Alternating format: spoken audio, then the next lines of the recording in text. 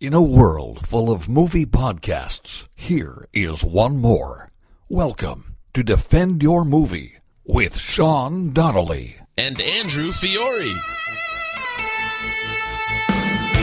The time has come again. The champion must stand. It can only be one of us. Victoria! So stand up in that, my friend.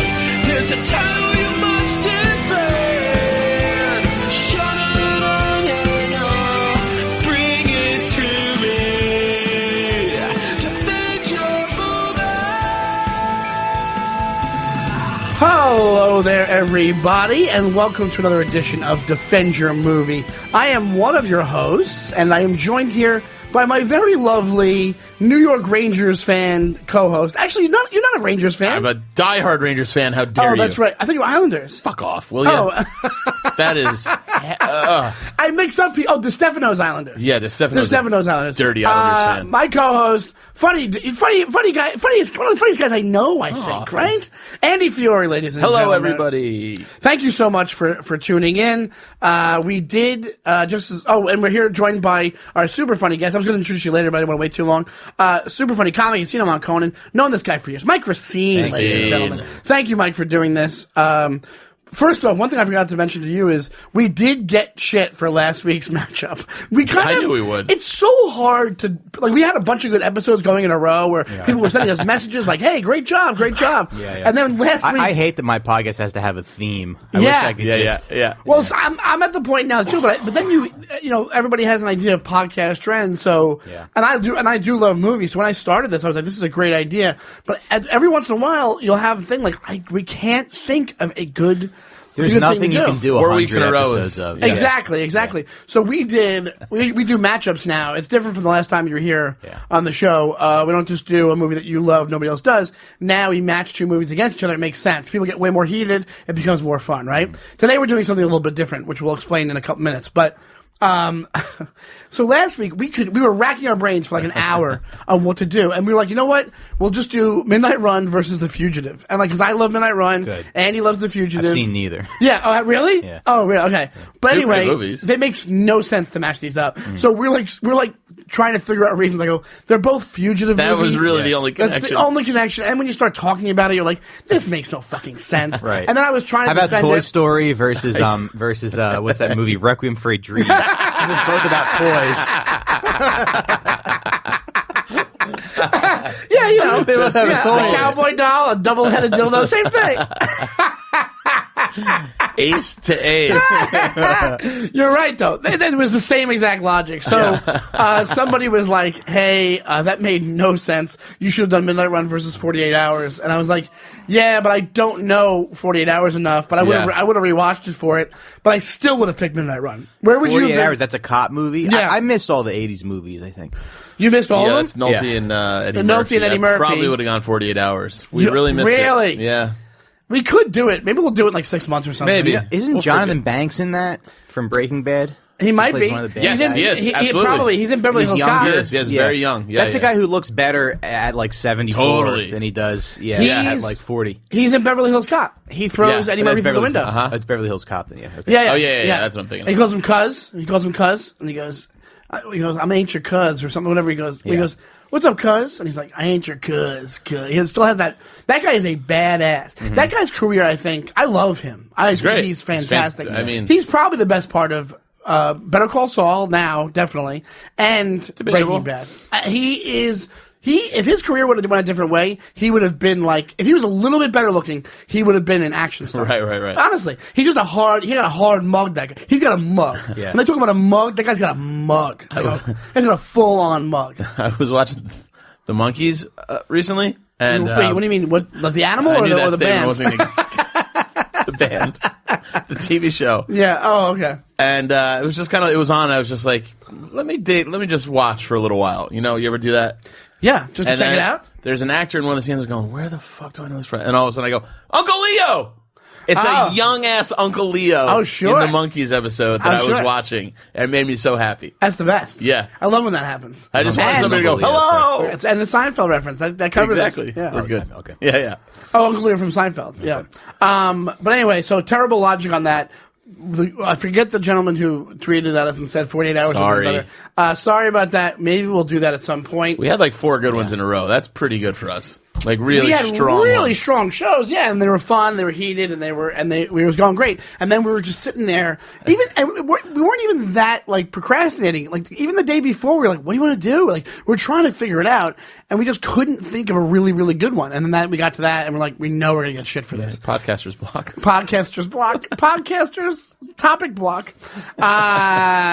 And so now this leads us to today. And what I wanted to do first was, do you want to talk about the movie you watched? Yeah, I watched one movie last week. I watched First Man. Which was nominated for Best Picture. It was nominated for Best Picture. You know, I like to watch all the nominees for Best Picture just to stack them up against each other. And I saw most of it. I have AMC A-list. It's kind of that movie where you go, yeah, I got it. Yeah. Because you know the story. It's the story of Neil Armstrong done in just kind of an artsy way. It's the same guy who did Whiplash and La La Land. And he La La Landed it up. But it wasn't like song and dance numbers. Yeah. But It's not a bad movie. it was nice. It was pretty. The only thing that lets you in on is that I didn't know. I guess I knew this, but it's pretty intimate about his daughter dying. Very intimate about his daughter dying. It's kind of like a darker story of Neil Yeah. Armstrong. Yeah. And that just like leads up of the decade before he becomes the first man to walk on the moon. Yeah. And then that's it. It wasn't Let me ask you anything this. like spectacular. I enjoyed it all right. The one beef I probably have is Gosling as Armstrong.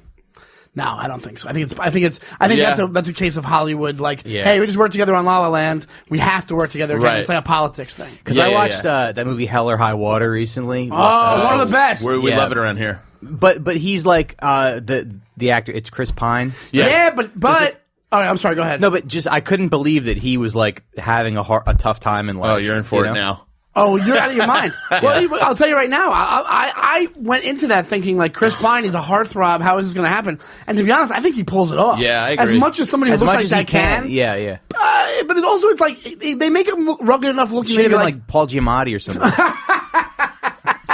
There's somebody real hard looking. Yeah. Some Jonathan Banks. Is Jonathan Banks and Paul Giamatti just like the Thelma and Louise, but for those guys. But do you guys like root against like really good looking Yes. guys? Oh, Like yeah, I root most of the against time. like Bradley Cooper in Star is Born? No, Guardians of the Galaxy. Like that role should have gone to like Joe Pesci or somebody. He plays the raccoon. He plays the raccoon. He plays but the voice. he plays like a gruff like But he's an actor. But the, You don't see his voice. face. So why there's plenty of I thought you were there's gonna plenty of say- older ugly guys. I thought you were going to say Chris. I'll tell you right now. Pratt. It's funny you brought that up.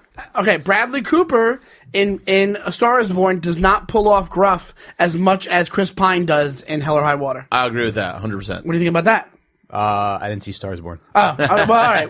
But he also did a good job. But the whole time I'm sitting there like nothing bad's gonna happen to this dude for real. And it's a heavy movie. I don't want to give it away, but it's a heavy movie. Yeah. He's fucked up. He's fucked up in the movie. Yeah. So you're watching it the whole time I'm watching. I'm like, this is gonna have a happy ending because Bradley Cooper's in Well, it. I was watching Hell or High Water. I was like, you could just cam and make the money back in like 2 days. Just Cowboy Cam. Just do gay for pay. Yeah. Just go to Fort six-shooter. Worth. Hell or High Water we love. I love that yeah. movie. I think it's Yeah. fantastic. I think Ben Foster, I think that he's one of those guys that literally rallies against what you're talking about because he's an average looking guy. His first big thing that he was in that I noticed was he was Claire's boyfriend in 6 Feet Under, and he was so popular from that. I'm convinced, and I've never found They this could have out made him ever. a little more likable. I think they could have. Well, he was supposed to be, he was supposed to be partly unlikable. He was supposed to be like, you're supposed to be half the time you love this guy, and half the time you're like, fuck, stop But getting I didn't, everybody I in didn't trouble. see much of like a charming like sociopath there. I don't think it was supposed to be that. I think it was supposed to be one of them Do you was think it would've made it more quiet. interesting, They had a huh? mission. The other one was just straight up psychopath, and literally was only doing it, and Just for also fun. had a death wish. I think there was a death wish thing in there. Should have gotten a supporting actor nominee. He 100% should. He should have got it at 1 because the guy is such a good actor. And if I had to guess, if I really had to guess, and I think I said this once before in the show. I guarantee he was almost offered a key to a career. I think there's certain moments in an actor's career where they're like, if you pick these 2 roles, you're bop bop bop, you're golden for the rest of your life. I guarantee you, he turned down a key role that made him the character actor that still keeps him being able to play characters and be that normal looking. Do you know what I mean? Yeah. He stayed human as an actor. Yeah. Now Chris Pine didn't. Chris Pine's in fucking Wonder Woman, and he's a fighter pilot in World War II, and he looks gorgeous. But but he does, in Hell or High Water, he does pull off as much as he can being gruff. Like think about it. If it would have been anybody else, think about some other really good looking, who else can you think of that you put them, they would not be able to pull that off. It's a hard thing to do, to make yourself look human after you've been a movie star. Well, it's funny. It's a hard thing to do to look average when you're. That's what DiCaprio has the same fucking problem. DiCaprio's been trying to look gruff for 30 years. Mickey Rourke the guy kinda literally did got that, too. fat. Mickey Rourke did it. Yeah. Well, I was going to say I thought where you were going with Guardians of the Galaxy was Chris Pratt, which I actually do think he could maybe pull that off. I think I would have rather have seen Chris Pratt in that role than I think Chris Pine. Chris Pratt was in a Western. I forget which one it was. Was it Magnificent? He was Seven? in Magnificent Seven. Yeah, but you think he could have pulled? Yeah, I think he probably. I think could've. he's got that kind of look where he is really pretty, but could have gotten away with it. Yeah, but does you want his acting to have like the? I think he's a really good actor. I think the Chris Pine watching Hell or High Water, I think makes me think of him as a better actor. Absolutely. Because if you watch he's great in Horrible Bosses too. He's awesome in that. He's funny in that.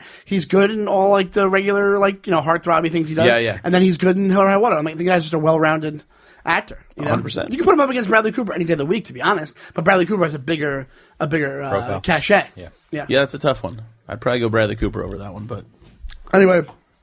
But I think that does happen. I think they get to a crossroads because they always have articles like that. Oh, look who they turned down this role. They turned down this role. They were offered this. They were thinking of so and so for this, and then it could have made them or broke them, or it did break. They make a movie that's a flop and it did break them. Stuff like that. But First Man, I guess if you really love acting, though, you want those roles. You want those. You should weirder, want to. But then when you get to a point where when you cross that line from actor to movie star, then you're like, hey, I want to keep this going. I want to just like with comedy, where we're like, hey, we just want to work hard enough so we can do the comedy that we want, and we don't have a cup in our hands when we're 60 years old. Yeah. I think they have that. They're like, hey, if I do this, I solidify myself. I'm not a starving actor for 3 years. You know, I'm working. You know what's funny about First Man is the surrounding cast was a lot of character actors that I really love. Who was in it? Because I saw it a while Patrick ago.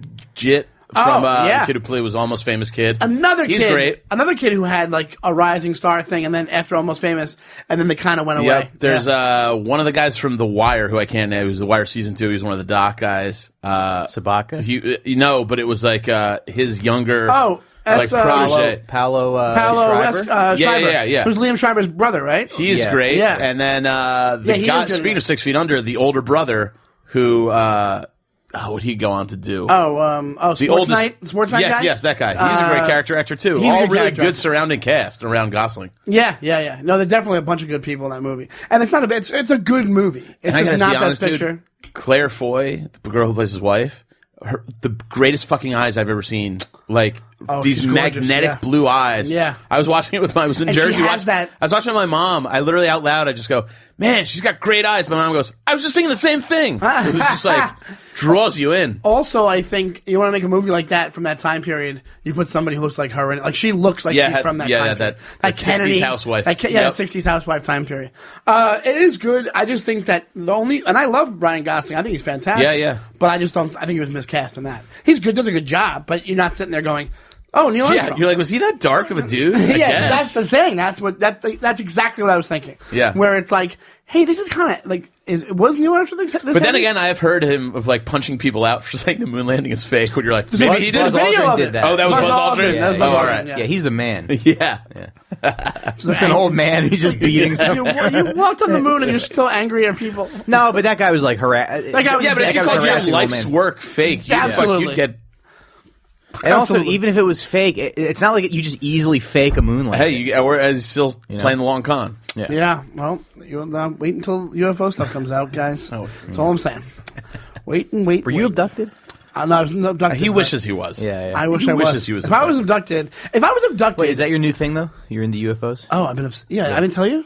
Well, yeah, I know it's newish. Yeah. Oh my god, I'm obsessed. And then, if I was abducted and if I told you guys I was abducted, would you believe me? Yeah, of course. If I was like, no, I'm not kidding. If you knew his level of UFO fandom, though. But would that make you? No, that would make you Sean not doesn't. believe I it? mean, Sean doesn't lie really. I don't Yeah, lie. that's true. So and I Fire have in the a, Sky. We should go over that one. That's a great movie. that case. That's one of the cases that they're like this. This happened. Yeah. Those guys Scared that them. happened to. One of them changed his name to get Yeah. away from it. Yeah. And one of the guys that was there. I Not saw that in guy- the theater when I was a kid. Scared the bejesus out of me. It's super scary movie. I couldn't watch the whole thing. It's very realistic. Yeah, but You're like, that's believable. yeah, that case came back out. That guy has talked in public, and one of the guys that was attached to it, he ran away from him and changed his name. And then when this guy started coming out more and more, and people were attacking him, the other guy came back and he goes, "No, I was there, and this happened." Yeah, like, and these are like, this is the thing you have to do. Like, the reason that got me into it, and we're not going to go off on a UFO tangent, but I always tell Andy this. I tell people this all the time. Is the military aspect of it. There's literally like sober military sources and data that tells people like, hey, these things are showing up and we don't know what to do. And these are guys that can like lose their careers. And then after they retire, they're coming out and being like, we did see this and we didn't say, and 10 years later I said it because I didn't want them to send me to a psych hospital. Like this is real shit that happens. I did a show in DC once and this girl afterwards told me all about, did I ever say this on the show where after the show in DC, I mentioned UFOs on stage because I'm trying to do a joke about it, and this girl comes up. She goes, "Well, I'll tell you, my dad worked for like one of those like military supply companies, like Grumman, not Grumman, but one of those types." And she goes, "He used to have to go to these things in the desert, and you could ask him any question you wanted. But when it came to those trips to the desert, he would yell at you if you talked to him about it. And when we were kids, we would ask when we were kids. She goes, listen to this. She goes, there's a million stories like this. And she goes, when we were kids, we would ask my dad, "Do you believe in God?" And he'd say yes. Then when he got older, a little bit older, after these jobs, he goes, "Do you believe in God?" And he goes, "God didn't create everything that's out there." He would literally say that. Now, those are the stories that I believe, because I'm like, why would that, and I go, was he like a guy who played pranks on you? She goes, no, not at all. He was not a funny guy. Pranks about That was God. your follow-up? Well, you know what I'm saying? Like, with joke around. Not pranks, but joke around, So Either that or I he had a believe- second family. Yeah. Don't ask me about my trips to the desert. That's probably just what it was. Yeah. Probably just cheating on the mom, and they're like, "Oh, it's a spaceship, all right." Can't ask about his special trips to the desert. No Aliens- questions whatsoever. Aliens are a great cover for your second family. Absolutely. Yeah. Because then they see you with people like, no, those were He aliens. always comes back. He's a little different. It's very strange. You just Yeah. lie about your PTSD. You're just fucking some other woman across town. He comes back really relaxed. Yeah. He's never even tan. What the hell? Yeah. So anyway, First Man, and then just now before the show, we watched the trailer for Star Wars Episode 9. Episode 9, Rise of the Skywalker. This is the final one of this whole universe. No more Star Wars movies. Well, No, here's the thing. I think what happened, talk about politics in Hollywood, the Han Solo movie ruined it. You ruined it. You fucked it up for everybody. The Han Solo movie made them pull back. They stopped production on the Boba Fett and one of the other ones. Why? I like Because Solo. We so saw it did I. together. Yep, so did I. But it didn't do well at all, and people didn't like. It got panned. But I actually liked it. I thought so it was did good. I. I enjoyed it. I thought it was But the good. Solo movie, so in the original trilogy, Han Solo is like 32, and then in this, it's like, what, 4 years ago? Dude, I'm not the greatest Star Wars guy to know how everything lines up. Wait, no. What do you mean? In the original trilogy, he's 32. And then the prequel, how old is he supposed to be in No, the I think prequel? he's supposed to be Mid-20s? 25, 26 in the prequel. Yeah. I think it's probably about 10 years before all the action from the original 3. Yeah.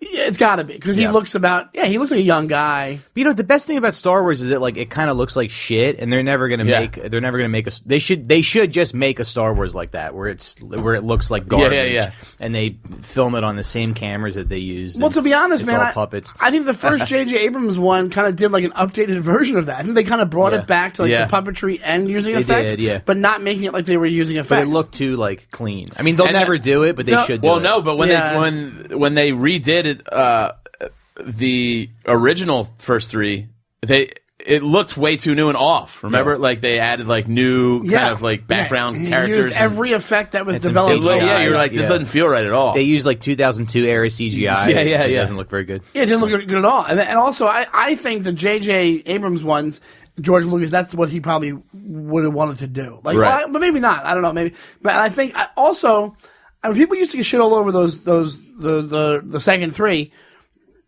I used to get mad. prequels? The prequels. I used to get mad because I'd be like, Well, he's making them for kids. Like, look, Jar Jar Binks. Like, it's not for you. You're 30 at this point. Like, it's not for you. It is supposed to be for kids. Yeah, but if my kid liked Jar Jar Binks, it's time to start it. It's time to make another one. Daddy, there's this great character. His name's Jar Jar Binks. He's like, Jesus Christ. I have no son. So what do you think of the trailer, though? It looks cool, but I don't get excited for this stuff because like I was disappointed by Force Awakens and I really liked Last Jedi, and I feel like they're just gonna make whatever movie that, I was the same way. It's such a big but I think I'm wondering now that this seems they're gonna have some more finality to it, it might be really good. Yeah. Do you know what I mean? Like I was under the impression that when they bought getting excited about movies is for children. And for giant, are going to let you down. Giant man children who have no kids. Yeah, but it's going to let you down, I think. What'd you say? It's probably going to let you down, or it's going to be good. So I just try to go to the movie with no expectations. Totally. But to be honest, I was actually thinking about this today. That like Force Awakens was kind of like just a re. That's the first one back, right? This is the first one back. I actually thought it was great. Everybody. I'm the same way as Mike, and I always got shit on for it. I was like, I kind of like The Last Jedi better than Force Awakens. Force Awakens didn't. And then Last Jedi was cool because they took some liberties with it. Last Jedi was great, and I like Solo a lot. I like Last Jedi as well. And then people are mad at Last Jedi because they're like, lightsabers don't touch. And it's like, well, if you're mad about that, if that's what makes you mad, I'm glad you're disappointed. Well, but then also Force Awakens, I'll tell you why it was good. Because that's what everybody was complaining about the other ones, and for years, they're going to fuck it up. It's going to be nothing like, it's not going to recapture that same magic from the first ones. And it fucking did. It looked like as far as like technology wise, it was a better version of the first ones, and story wise, but still kind of keeping their own story. I don't mind if they did a recreation of one of the first plot lines because that's what people wanted. So I think to give them that first, almost to reintroduce you to the universe or the world of it, I think it was totally fine. And then they kind of took some liberties after a while, and they had when everybody got mad about Skywalker at the end being able to transport himself. I'm like, I don't care about that either. I'm like, that's like that kind of makes sense. Like that's why he's off. He was off in seclusion. Exactly. That I was totally fine with that shit. Yeah. But I didn't mind the beginning either because I'm like, it's a reintroduction and it was good people, and also you brought back Han and Leia. I like when movies disappoint me, like life. You know? Yeah. But anyway, this trailer, I think two things pop up for people.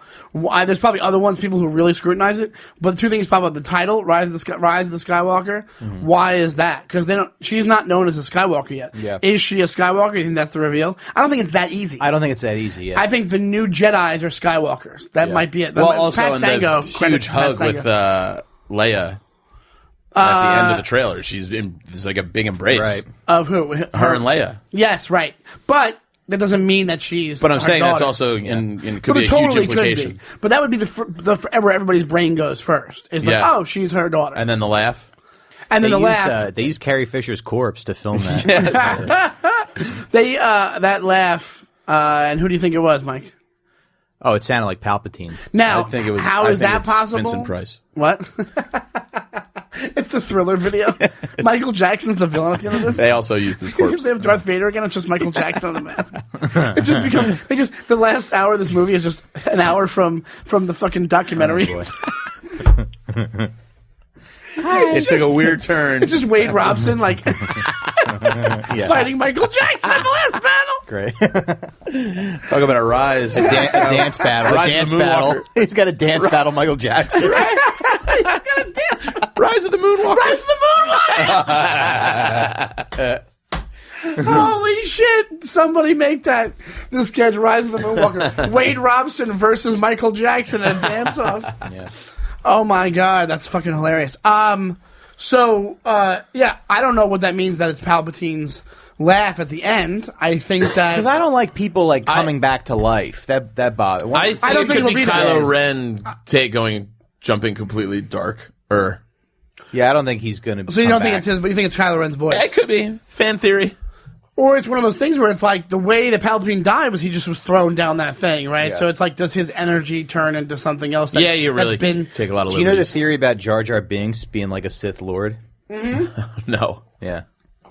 Yeah, because they say he's like a mastermind. They say there's bring moments, him back. There's moments where he's like amazing at fighting during the movie, right? Or something like that. Something weird. Yeah. Where he like. And they think that he has a certain type of fighting, like drunken fighting style. Fighting style. But it's made to look like he's goofy, but he's actually like like one of the most powerful Jedi. Yeah. And then he like becomes a senator somehow. Yes, right. They have. Is that him that becomes a senator? Yeah, that's right. Yeah, you're right. Yeah, in Attack of the Clones. Yeah, that's right. Anyway, full 180 here. The full 180. We're going from fantasy to real life with Bobby De Niro. Defend your De Niro. Defend your De Niro. This is the part of the podcast we like to call the meats and the potatoes. The meats and the potatoes. We really Irish it up for this, Mike. So what we had was, we had a De Niro movie last week that was defended, Midnight Run, which is one of my favorites, and is in my top 5 of De Niro movies. And we figure we'd go back and try to defend our favorite De Niro movie, which really is just a conversation to talk about how good Robert De Niro is and what he's done. But I'll tell you, good and bad. Let's not hold out. There is some bad. There's some bad. Oh, there's absolutely some bad. Our buddy and our producer Alex did us the huge favor of printing out the list of all the De Niro movies, and it's funny, before you get to his the world of Scorsese, he's done 1, 2, 3, 4, 5, 6, 7, 8, 9, 10, 11, 12. He did 12 films. Now, some of these might have been student films. The one's a short film, one's he's uncredited, but still, he was in 12 movies before he got to that world. Got to pay your dues. That kind of propelled him into who he was for 30 years, and now I guess he's more kind of a grandpa vibe, whatever it is, and I think he's just kind of paying the bills. But so it's funny to me, and some of them I actually have heard of, and one of them was a Brian De Palma movie. It was The Wedding Party, which I think was an early Brian De Palma movie that I never saw, but I've heard of. Do you know any of these? Bloody Mama, which sounds like a horror movie. Hi Mom, was directed by once again Brian De Palma. Right. I think he was used a lot in early Brian De Palma. Hi Mom was the sequel to Greetings, I think. Yes. Greetings was his first movie. Yes, Greetings, yes. And then Jennifer on My Mind in 1967 maybe, or 1971. Yeah, you're right. He played Mardigan. Jennifer on My Mind. Did you watch that? They showed a clip of it one time at some De Niro tribute. Yeah, and is it one of those things where you watch it, you're like, oh yeah, it's just a terrible old 70s movie. I was going to say, Recine has a Rain Man knowledge of De Niro movies. Yeah, I think you're a huge fan. Yeah. Well, yeah. Well, you have to be if you're Italian like Recine. Yeah. Well, no, but in my family, we didn't like him as much because of his taste for. Well, my grandmother. Everybody knows who. So I rebelled against my family. That's how I rebelled. I was a big De Niro fan. I was like, he's a great actor. Fuck you. I'm moving to New York. I'm getting out of this shithole town. It's a half hour away. That's so funny. Oh my God. But then, so the first one, I would say that gets him to be like De Niro is Mean Streets, which is Scorsese. Yeah. And did you guys ever see Mean Streets? I've tried to watch it twice. I can't get through it. Really? I love it. Yeah, but I should try. You love it? I love Mean Streets. You love Mean Streets? Yeah. But I see it as it's a starter Goodfellas. It's like 100%. It's a baby's first Goodfellas. But you know what it is, too? I love that Lower East Side, the guys at the bar. I know guys like that. It's like they're at their local every night, and it's just like Mink. Yeah, I mean, I love and I know guys like that. That's a great point, because that's also a thing on tape that you'll never see again. It's gone. What? There's still old man bars. There's guys hanging out at those bars, but that little Italy world that they're running around in, that used to be a huge thing in New York, and now it's relegated to three building block. It's Mott Street, and that's it, I think. So it's kind of interesting to have, if you want to see, it's almost like a time capsule at this point. If you want to see old New York, great. Check it out. But I know what you mean, old guys in bars that. Yeah. I remember. Do you remember the first time you went? What was the first time you went to a bar? Was it with your dad or no? No. Was the first time you went to a bar with your dad? No. The first time I went to a bar, it wasn't me and my dad going to drink. I was little, and we had to use the bathroom at a bar. And my dad didn't drink a lot, so I went to use the bathroom, and he grabbed a beer. And I would never see my dad drink, and I didn't understand the concept of getting a drink and leaving your money on the bar. And that used to be more prevalent. You just get a drink and you leave money on the bar, and then the tips were taken out as you're drinking. And the way the money was situated, it looked like it was the guy's next to him's money. So we were leaving. I go, "Oh, I'm ready. We can go." He's like, "All right," and he downed his beer and he grabbed the money. I go, "You just took the guy's money!" I freaked out. I'm like, "What are you doing?" He's like, "No, relax. It was my cash." But I'll never forget it, because I was bars were already a weird place for me to be. I was probably 10 or something, or 11. Yeah, and we were coming back. What? Sorry, because it's making me think of that movie, The Pope of Greenwich Village, with Mickey Yeah. Rourke. where Another he's one like that's the same kind of. But he's like a struggling. It shows you how much New York has changed because he's like a struggling like restaurant manager, and then he lives on like Carmine Street in like a 1-bedroom. Yeah. Because the city was I gotta get out of this shithole that I live in. Because the city was so dangerous, but it was so much cooler looking and so much. There was actual personality to the city. God, like Eric Roberts is so fucking annoying in that movie. It's unbearable almost.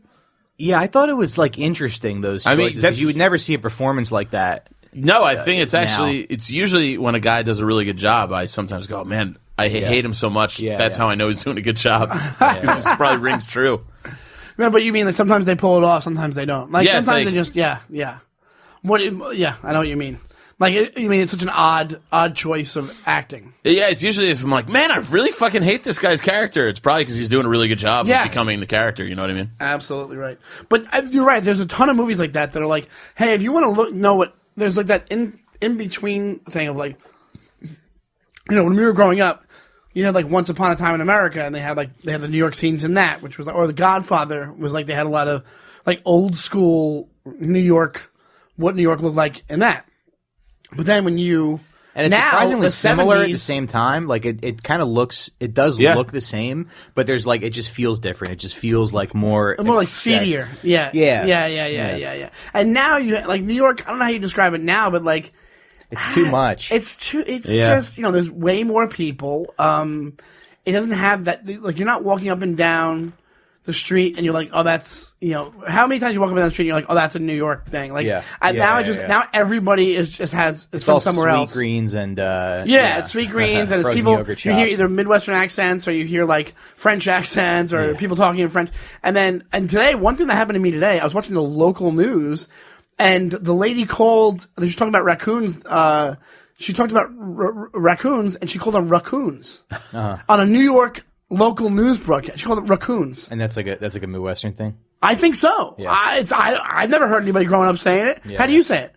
Raccoon. Raccoons. Not raccoon. Raccoon. Yeah. No. Raccoon. That's a big thing. New York local news. Yeah. So it's just become a transplant city, the richest, the biggest city in the world. I think Sean's got dementia. It's UFOs. Pronunciation of raccoons. So listen to this. One interesting part about this list, he goes from Mean Streets, dude, to Godfather Part 2. Yeah. Jesus Christ. Talk about that jump in production scale. Now, granted, it must have not been that bad because he only played, half the movie. And right. It was all his shots were New York for the most. Oh no, he had those Italy shots too.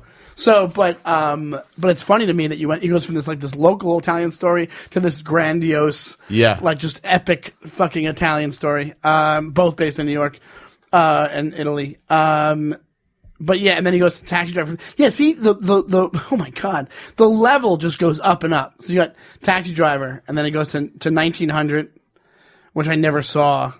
The Last Tycoon, which I tried to watch, which I couldn't get into. New York. That's a Scorsese movie that people liked at the time, I think, but nobody talks about anymore. Yeah, he plays like a saxophone player. Yeah, saxophone player.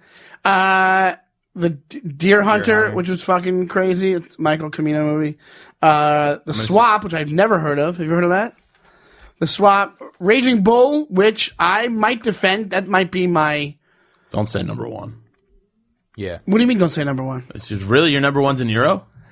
I don't know, man. I'll tell you right now, like, I have different reasons. I was trying to pick, like obscure ones. Not obscure ones. That's not that obscure. Well, I made a top... All right. Yeah. Let me hear your top 10, and then I'll tell you what I think. And so will Michael. Top 10 is kind of a weird one. It's a little off the grid, but it's Wag the Dog, which is a really kind of... It's a political movie, and it's really kind of the first time, or at least one of the earlier movies where you saw, like, oh yeah, the government just kind of controls everything, and we just don't really know half of what we're seeing. You know what I mean?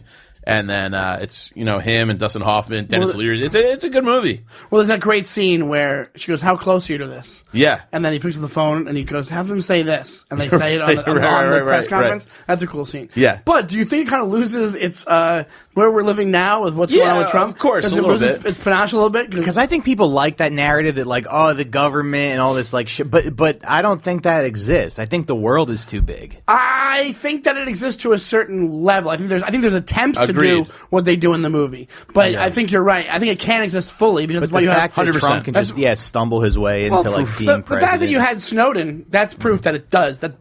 That's true. Yeah.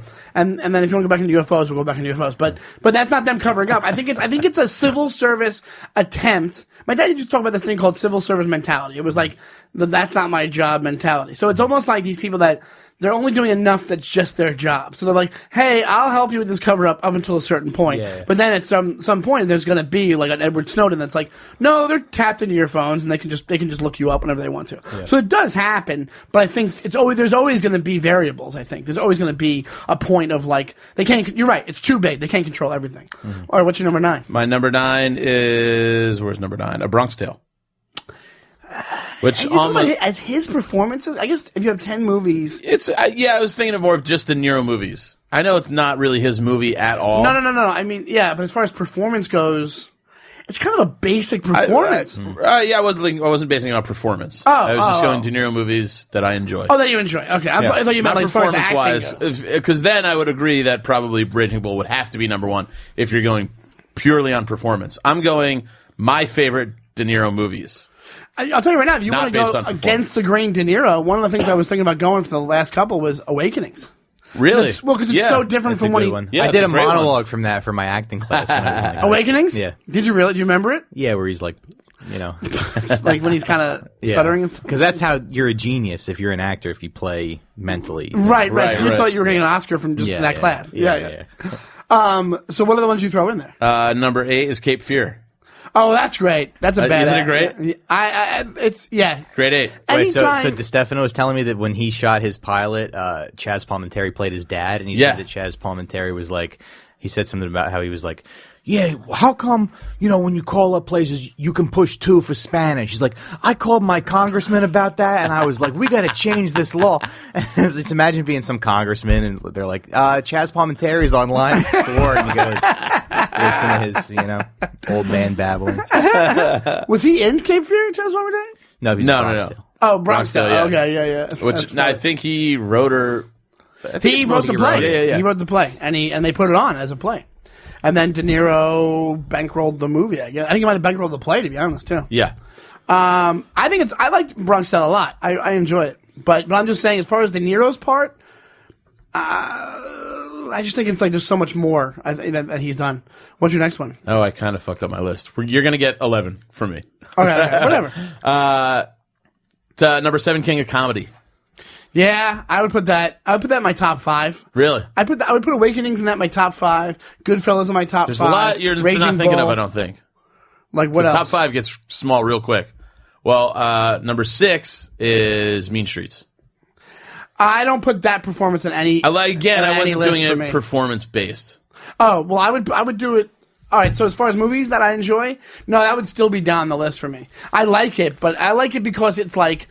It's a Scorsese. I watched it after all the other Scorsese movies I watched. So, like, I probably didn't see Mean Streets until after I saw Casino. You know? So, when you watch it, you're like, oh, it's like if you watched all the Wes Anderson movies now, and then you watched Bottle Rocket. Like I just watched Bottle Rocket again yesterday. Did you? Yeah, for the first time in years. We just talked about it. I know, that's why I went back. I should watch it again. You can watch it free on Crackle. It's so good. But you know what I'm saying? 6B. Yes, I do.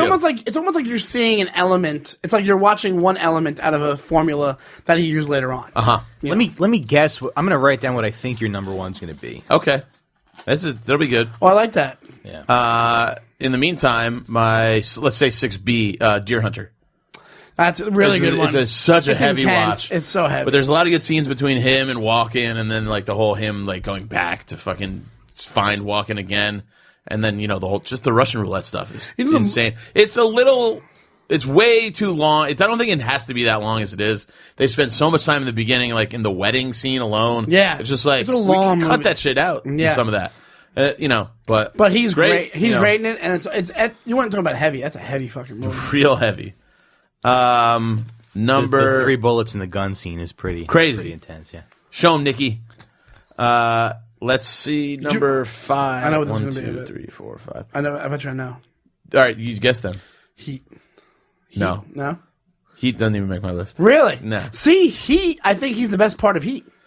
He could be. I'm just not a huge Heat fan. I'm not a huge Heat fan either. But if I want to watch it, I'll watch it for him. Okay. You know what I'm saying? Like, I mean, like, I think that's one of the best qualities of that movie. Because that movie's like, we were actually going to do Heat versus something else, weren't we? We were going to do. I cannot remember. Yeah, Heat versus I think is a Chef. super. Heat versus Chef with John Favreau. They both have heat. Yeah. They both got heat. It's true. But Heat, I think Heat's an overrated movie. I really do. agree. I think it's very overrated. I think that the robbery scene is badass. Like, the logistics of how to shoot that's badass. The conversation at the diner, I think, is probably the only time you're ever going to get like a really cool scene between them, unless this Netflix movie that's coming out called The Irishman has something between them. So excited. Which I feel like that might. I feel like Mike, when it comes to this movie, I think I'm going to get my hopes up. Like, and you say I don't get my hopes up about movies anymore. Yeah. I have to stop because I don't know how it's going to be. I know. Because you look, It's got all the elements. It's got all the elements to be great, but it might be great. It might be great.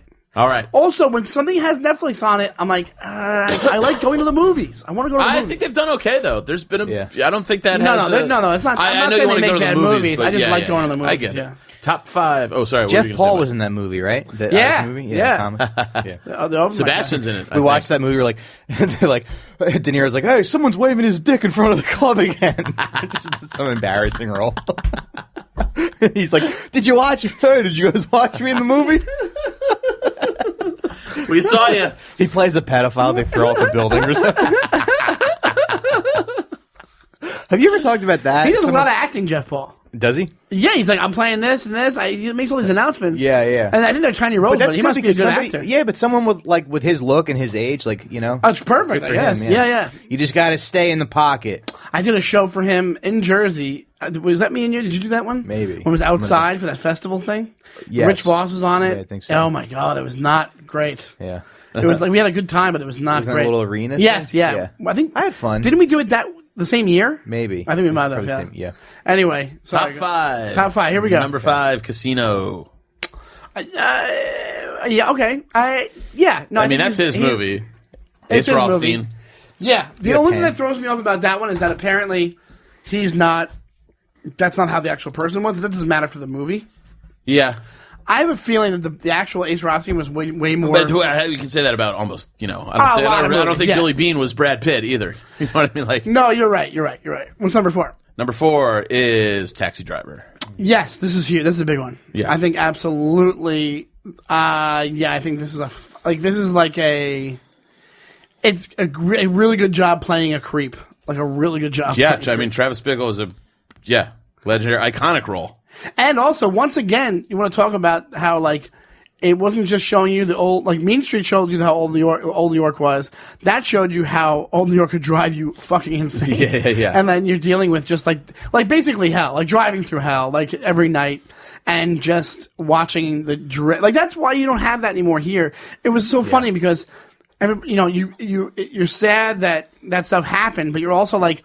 But that's what You have to happens live now. through it. Yeah. You have to live through. Yeah, but that's what happens now. Like this city was built on that stuff. Like that's for years. That's why And a lot of people you talk to who have lived through it, because it gets romanticized. For people like me, Yeah, I'm like, I wish I missed like old New York. I love East Village. People are like, yeah, but it was awful. Awful. Like it was dangerous. Everybody was broke. There was drugs rampant. It was It was not great. Even if you see some of the shots from, I'm like, yeah, but the Clash. even on YouTube, look at some of the shots in like the 70s and even late 60s. You'll just see like when they have the garbage strikes and stuff, and the garbage is piled up on the street. I'm like, The city was literally bankrupt. City was bankrupt. Yeah, it was It got really. no federal funding. Yeah, my dad. I probably talked about that. My dad was a cop right before that the layoff happened. There was that's why the city was so dangerous, because the city was bankrupt. There was a huge layoff of cops. Yeah. He got laid off and had to go do a bunch of other jobs, and then went back into it, but went to corrections. Right. So he was only a cop for like a year and a half before they laid him off, and he did have an opportunity to go back, but he never went back. Right. But that's when they got money again. But at that point, the city was fucked,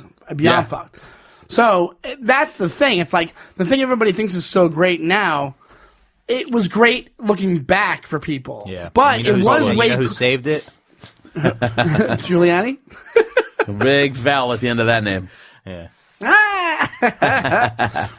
But also there is a thing of But when you want to talk about how cool New York is, like that, it's all based off these movies and this stuff like this. Like that's if you're looking at it from afar, it looks way cooler. You have to live in it. Yeah, of course. And also, Like that's why, like when I was younger, man, like I would come in the city, I'd be like, you could tell you were like, this seemed kind of shady. I go to Knicks games and stuff. You'd be like. yeah. Even when I was 19, Totally. I told that story once. My buddy goes, "Don't go past First Avenue on the L train, which is Bedford now, and one of the richest parts of the city." And that was 20 years ago. That wasn't that long ago. No, not at all.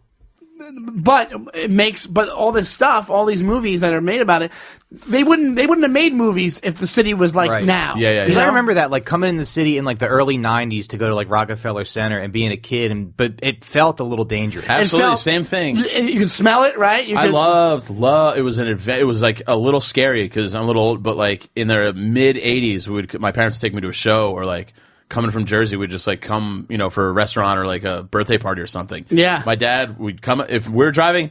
Come up to a stoplight, my dad, lock the doors, roll up the windows, Right.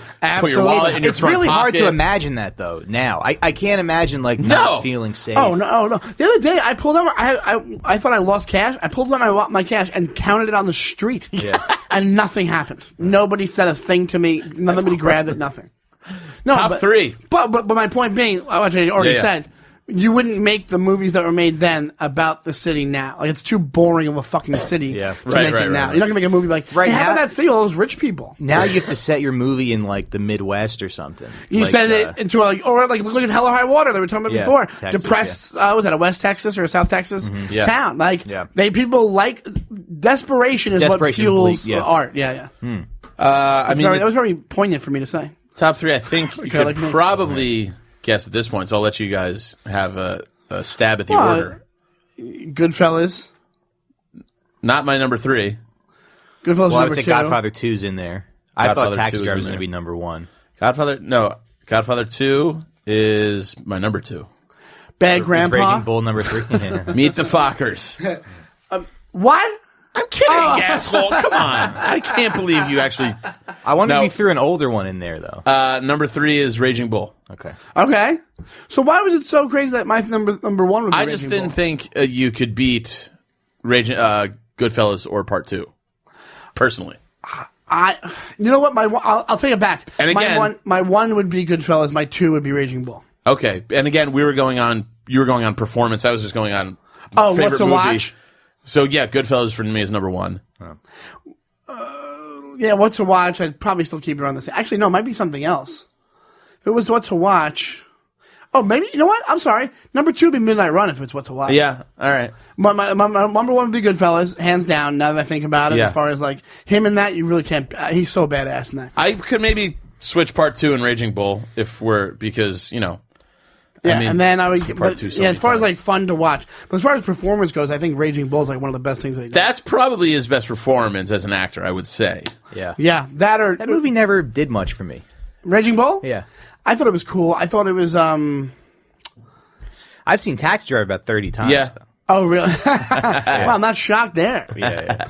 I would say, Got me through high school. but I think what happens is when you sit down, if we didn't have this list or you didn't make your list, I think you would sit down and go, oh, Goodfellas. Or Godfather 2, but like even Godfather 2, I think the fact that it's a sequel and the fact that he's playing a character that was already played by another actor, it kind of muddies it up for me a little bit. Like I know he did an awesome job, but even the performance on that, it's fun to watch that movie and have him in it. But even that is like it's just a very soft spoken. Like there's not much meat to it. Like there's a lot of meat to the Goodfellas role. There's a lot of meat to the Raging Bull role. There's a lot of meat to Taxi Driver because of how fucked up he is. It's almost like but also the more you realize how versatile. Wait, there's not he meat actually to is. Godfather 2? I His think there's a lot of meat performance. to that character. His Yeah, performance. he's got a young family. He's trying to Setting up. provide. He's, I think it's become more like a backstory. I think it's like a flashback. Also, it's called Bolognese for the. What you call it? Yeah, the bolognese and I don't know what Italian No, but potatoes it's the are. roots of Vito. I think there's Yeah. a lot more to that you got to Right, unpack. that's what I'm saying. It's the roots of another It's the roots character. of the whole- So he's trying to play like his early version of Brando almost He by does- doing that. yeah, he does the- the like, thing. He has a soft spoken voice. He's still his own, but as far as the whole career goes, to be honest, he's way more. I don't know, man. There's a diverse. lot of good scenes with him. He's speaking Sicilian Italian, Yeah. which is like a very hard dialect too. To get it down really naturally Don't like get me that. wrong, it's still that good. great. I just doesn't stand out for me as far as like when I look at him in a movie and I'm like, oh, where he owns the movie. It's so much fun to watch and the acting's unbelievable. There's other ones that pop out. Of course. Yeah. Like I said, you were going on performance. I think you could go both categories. I think fun to watch. I thought we were going performance because it was an acting thing, but like, but fun to watch. Even I wouldn't put Godfather 2 as far in there. It's funny now. He's had such a long career. We could probably do another whole top 10 list of shit I hate that he's done. Well, there's so much. There's so many things I just what are you won't watch. doing, Bad Grandpa? Or Dirty? Well, look at this. Well, even after Goodfellas, we have Awakenings is in there for me. It's probably in my 5 for him. Yeah. Guilty by you have a lot of 80s stuff. Guilty by Suspicion. Then you have a lot of like regular acting things, like Backdraft, where he ends up being the bad guy in that, right? Wasn't that him? He ends up being the arsonist. I admittedly have only seen arsonist. Backdraft once, and it was so many years ago. It's a good movie, but it's like it doesn't hold up. Nobody's like talking about Backdraft anymore. What about Copland? I never saw it. Copland is not as bad as I think people get it to Copland's rap fantastic. Oh, there you go, Copland. You Shit. blew it. Yeah. You had a chance to be a real cop, and you blew it. You blew it. Alex, can you bring that up for the? You might get that scene just right. Just so you You get type that in whole Copland, scene? you blew it. We'll You play might that. just We'll get play it there. at the end of the thing. You had a chance to be a real cop, and you blew it. You blew it. Mistress, I don't remember that. Don't know it. Night in the City. It's Erwin Winkler. You know what I think? Oh, he's got a new book out, by the way, which I would like to read. Erwin Winkler just does? a random thing. Yeah, a lot of I think Erwin Winkler was also a stage director at one point. Okay. I think Mad Dog and Glory. Mad Dog and Actually, Glory. a great movie. Yeah. Great movie, but I wouldn't put it in my top 5. But great movie, my top De Niro 5. This boy's. Oh shit! I forgot about This Boy's Life with him and DiCaprio. That's one of yeah. his best performances. He's is. fucked up in that movie. Yeah. And also showing diversity. The thing about this, when you look at This his boy's whole, life, he plays like an abusive stepfather. abusive stepdad, Yeah. yeah. When you look at his whole career, you realize, why was he just thought as the mafia guy? Because think about how much shit he's done, or in my eyes. The most memorable roles. But you know what I mean, though? Like, look at all this shit that he's done that has nothing to do with that Goodfellas. But Goodfellas Well, is... because Italians are the loudest. And that's what they like. Mary Shelley's Frankenstein, no interest there. Casino, he's fantastic in. Heat, we talked about. Heat is the best part of 101 Nights. I don't remember. The Fan, he's actually, it's not the greatest movie. It's a Tony Scott movie. He's actually great in it, playing a creepy fan. Sleepers, he's really good in. Movie? What? There's a Patton Oswalt movie. He plays like a One big giant- fan or a something big like fan that. or Yeah, something. big fan. Yeah. I never saw it. Sleepers is fantastic. Marvin's Room I never saw. forgot about Sleepers. Copland's amazing. Jackie Brown, that's the thing I was going to bring up. Oh, him right. and Jackie Brown, he plays like this hippie-ish. No, but overall, not like one of my favorite Tarantino movies or just movies in general. I think Jackie Brown's. I think Jackie Brown's kind of cool movie. Yeah, that's what I feel like. It's more. I don't know. It's just not for me. But him in it, he plays like, that's one of those things that like they were going against type with him in that. He was like more docile. He was kind of passive. He's like, kind of dopey in it. It's Yeah. actually, if you watch him in interviews, it's really close to how he is in real life. Because he's so quiet. You watched the interview with him when they were interviewing, I think I mentioned this a million times in the show, and if I did, I'm sorry. They're interviewing him about his relationship with Scorsese, and he's like, Marty's, he's great. He's great. And, he's my friend, and he's great. And I'm like, motherfucker, you know this guy for 30 years. You can't prepare a statement for him on this, like, AFI's top Just winging 100 people, like, whatever it is. Just to go back to your criticism of his performance in Part 2, he did win Best Supporting Actor Oscar for that.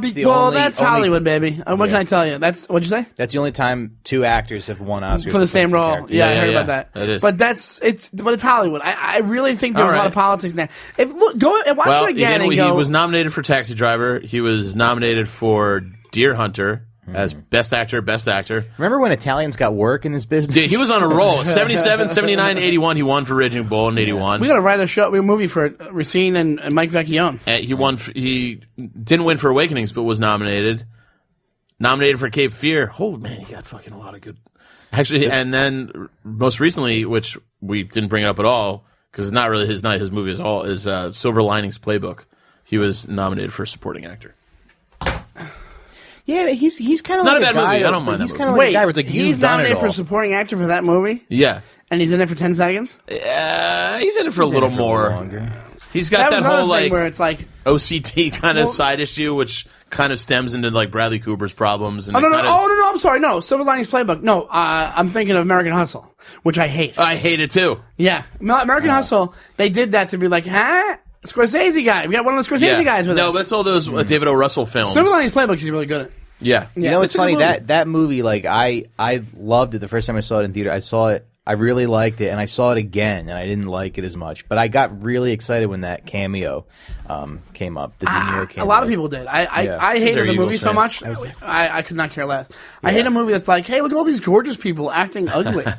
Right. Fuck you. Yeah. And it's not But you like the same. Yeah, but that's not the same thing. Okay. Because so what are we saying here? Who won? Well, it's a I think personal Goodfellas- thing. I think it's very subjective. I think maybe we could probably all agree on Goodfellas. Goodfellas would have to be the winner. It's my favorite It's one of those things where you of want his movies. You want to. In my brain, I want to go against that choice because the amount of times I've seen it and how much we talk about it. Only promotes how much How you should good it love is. it. Yeah, I I would say know. Taxi Driver is the best performance because it's not. There's nothing really like it. Taxi Driver and Raging Bull is a hard choice. Like, when do you get to see someone like descend into mental illness? Man, it might be pretty- Taxi Driver for me over Raging Bull. Just the whole pretty like rare. by himself scenes, you Yeah. know, which he does in Taxi Driver a lot. And I mean in Raging Bull, but it's not to the extent of like sociopathic. Yeah, Right. yeah. Just the. And it seems. I mean, I know. bad for him because I'm thinking of that scene where he's like watching like American Bandstand. He's resting his head on his 357 Magnum. Yeah. and you can tell he's like Yeah. sad. He's sad. And He's then sad the and lonely, crazy- and he just just- killed a guy. When right at the very end, when he's just doing the pew, pew Yeah, like that. It's, you know, yeah, just, it's fucked up. Yeah, no, it definitely it shows. It's great. Yeah, it shows mental illness really well. Mike, thanks for doing this, dude. Thanks, Mikey. What would you like to plug, my friend? Check out my podcast, The Sit Down. We talk about crime. I've done it. Yes. It's a really fun podcast. It segues very well into our Goodfellas. Absolutely. And what's your Twitter and your Instagram? At Mike Recine on Twitter, at Recine Mike on Instagram. And very cool. Andrew. Tomorrow I'll be headlining Laugh It Up at Poughkeepsie, New York, April 20th. Nice. And on the road for the rest of April on the weekends. During the week, you can see me in the city. Check out all my tour dates at andyfiore.com, and that's all my social media as well. And I am at Shawnee Time on Instagram and Twitter. You can check me out there. I will be in Boston doing a couple of random bar shows this weekend on Saturday and Sunday. McGreevy's and something else. But if you go to my Instagram, I'm tagged in it. And I'm going to post about it on my stories and stuff like that. So if you go to at Shawnee Time on Instagram, check that out. Following week, starting Thursday, I'll be at the Moon Tower Comedy Festival in Austin for a few days. And then I'm going to be at Saratoga the week after that. But I'll talk about that again on the next episode. We are at Showbiz Studios. That's showbizstudios.com with our friend Alex. Go to the website. Also, visit their YouTube page as well as their iTunes page, which shows you all the fantastic shows that Showbiz has to offer. They're all run by a bunch of our friends that are super funny comics. Make sure you check those out and add them to your queue on your queue. Is that a thing on iTunes? Let's roll with it. You subscribe. Sure. Make sure, please do this. Subscribe and rate. And Tell a review. friend. Or tell a friend about the show. I think it's been going pretty good. And if you like it, you like it. If you don't, you don't. And if you see us come to a road show for us and meat and potatoes. Yell it say out. meat and potatoes, and Not during the we'll show. buy you a drink. Yeah, there you go. Yeah, it makes I will sense. absolutely have a drink with anybody who comes up and says me and potatoes. I to me. will also. It happened. We got the first one a couple weeks ago, and it was great. Thank you guys so much, and we'll see you next time. Love you. Goodbye. Bye-bye. Listen to me, you deaf fuck. I offered you a chance when we could have done something. I offered you a chance to be a cop, and you blew it. You blew it.